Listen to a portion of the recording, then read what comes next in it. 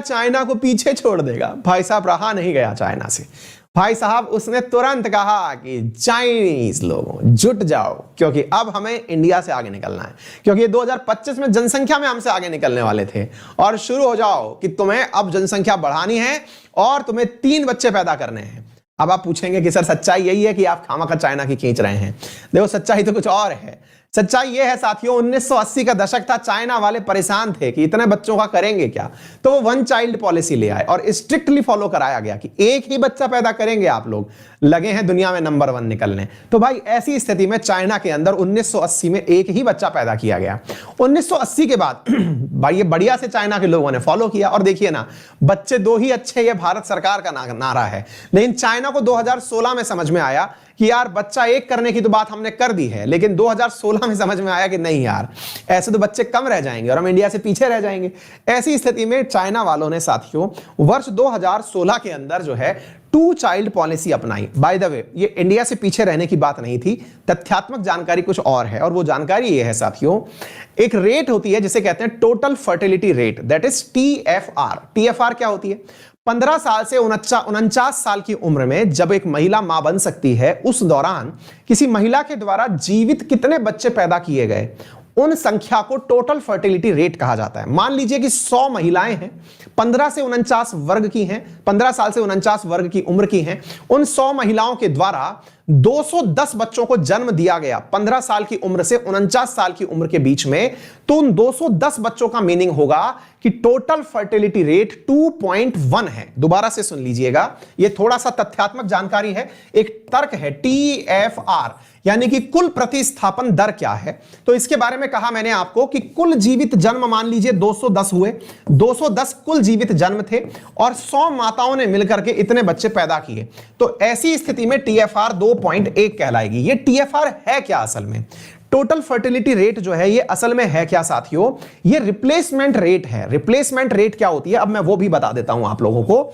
Replacement rate का मतलब होता है कि देखिए, अभी तक तो विज्ञान में यही होता है कि एक पुरुष और एक माता मिलकर के बच्चा पैदा करते हैं। विज्ञान बहुत ही ज्यादा चमत्कारिक रूप से आगे बढ़ रही है, हो सकता है कि आदमी भी बच्चा पैदा करने लगे, सिंगल पेरेंट्स बनने लगे, होता ही है भाई, सैरोगेट मदर का कल्चर चल रहा है ना, कपल्स की आवश्यकता चली नहीं रही है, बहुत कुछ हो जाएगा भविष्य में। तो फिलहाल जो माना जाता है वो ये है कि अगर पूरी दुनिया में 200 लोग जिंदा हैं, ध्यान से सुनिएगा, 200 लोग जिंदा हैं, या मैं ये कहूं कि 100 जोड़े जिंदा हैं, 100 जोड़े मतलब कपल, पुरुष और महिला, ये महिला का निशान है, ये पुरुष का निशान है ना, ये मतलब साइंटिफिक रूप से बता रहे हैं हम आपको।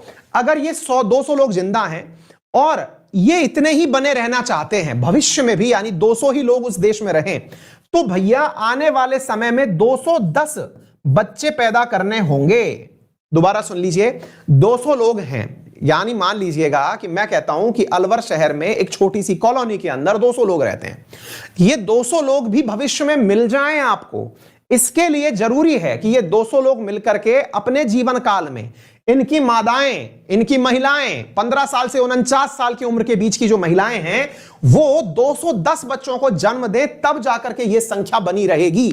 इसे कहते हैं रिप्लेसमेंट रेट, अर्थात इतने बच्चे आएंगे तो ये जनसंख्या एज इट इज। तो आप कहेंगे सर ये 10 एक्स्ट्रा होगा, इनका क्या करोगे? बेटा वो 10 जो है ना, वो छीजत में काउंट किया जाता है। छीजत बोले तो 2-5 बीच में भी तो मरेंगे, उनको काउंट छीजत में काउंट किया जाता है। ये अपन नहीं कर रहे हैं, WHO के द्वारा, UN के द्वारा स्थापित संख्या है ये। अभी चाइना वालों का हाल क्या हो गया कि चाइना वाले बढ़िया से चल रहे थे, उनकी ये वाली जो रेट है, कौन सी वाली, 2.1, ये घट करके आ गई 0.58 के आसपास। 0.58 के आसपास आ गई, मतलब जो वार्षिक वृद्धि दर है, वार्षिक वृद्धि दर जो है वो घट करके 0.58 आ गई। चाइना की हो गई हालत खराब। उसने कहा कि भाई साहब अगर मैंने ये बच्चे रखे तो हो लिया गेम ओवर। ऐसी स्थिति में चाइना ने कहा कि यह रेट इसलिए आई क्योंकि हम 1 चाइल्ड पॉलिसी फॉलो कर रहे थे 1980 से। चाइना कब से फॉलो कर रहा था? 1980 से 1 चाइल्ड पॉलिसी फॉलो कर रहा था, तो इस कारण से रेट नीचे आई है। लेकिन ये भाई साहब भूल गए, 2016 में चाइना वन चाइल्ड पॉलिसी को त्याग चुका था और इसने टू चाइल्ड पॉलिसी अपना ली थी। आपको जानकर हैरानी होगी कि 2016 में ये टू चाइल्ड पॉलिसी अपना लिया, उसके बावजूद भी चाइना के लोगों ने बच्चे ही पैदा नहीं किए कि जाइए बेटा नहीं कर रहे हैं। आपको एक हैरानी और होगी कि यहां पर वर्ष 2016 में जो बच्चे पैदा हुए, उसके बाद में 2020 तक की अगर आप बात करें तो संख्या में बड़ी गिरावट दर्ज की गई है। मैं आपको तथ्यात्मक रूप से जानकारी देना चाहूंगा साथियों कि जो 2019 में बच्चे थे और 2020 में जो बच्चे थे, ये पूरा की पूरा पॉपुलेशन सेंसस है जो हाल ही में चाइना के द्वारा जारी किया गया है। यह भी मैं पढ़ा चुका हूं, ये केवल मैंने कंपाइल करके आपको दे दिया है। तो मैं ये पूरी की पूरी बातें मैं आपको पढ़ा चुका हूं। मैं कुछ तथ्यात्मक बातें ढूंढ रहा हूं जो मैं आपको पढ़ाना चाह रहा था। इधर देखें आप साथियों, यहां पर मैंने दिखाया दशकीय वृद्धि दर जो है इनकी 0.53% के हिसाब से आ गई एवरेज पर ईयर।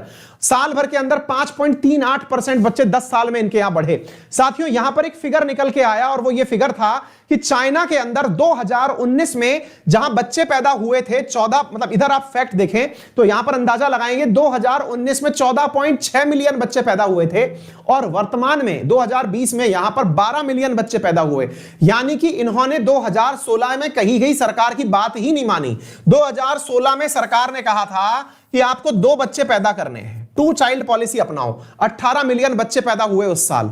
उसके बाद में लोगों ने कहा, सरकार को लगा कि अब बच्चे बढ़ेंगे, बच्चों की संख्या घटती चली गई। 2019 में 14.6 मिलियन बच्चे पैदा हुए। 2014 के बाद 2019 में 14.6 मिलियन, इसके बाद में 2020 आया, 12 मिलियन बच्चे पैदा हुए। सरकार घबरा गई। सरकार घबरा इसलिए गई क्योंकि सरकार ने देखा कि ये तो सबसे कम बच्चे पैदा हुए हैं 1960 के अंदर। 1960 के बाद से 2020 के बीच में आप करें क्या? तो सरकार ने इससे निपटने के लिए 3 चाइल्ड पॉलिसी अनाउंस कर दी कि आप 2 नहीं 3 बच्चे पैदा करिए। साहब ये 3 बच्चे की जो बात है ना, ये तो सही है कि 3 बच्चे पैदा करिए, पर मुसीबत पता है क्या है? अब चाइना के लोग जो है ना वो बच्चे पैदा करना ही नहीं चाह रहे हैं। वो क्यों नहीं करना चाह रहे? उनको ये समझ में आ गया है कि बच्चा ज्यादा पैदा करने का मतलब है लायबिलिटी ज्यादा रखना। उसको पढ़ाओ, बड़ा करो, फिर उसकी पढ़ाई की पूरी खर्चे उठाओ। कॉस्ट ऑफ लिविंग बहुत ज्यादा है, इससे अच्छा खुद ही जिएंगे, बढ़िया खाएंगे। एक बच्चा हो जाता है तो ठीक है।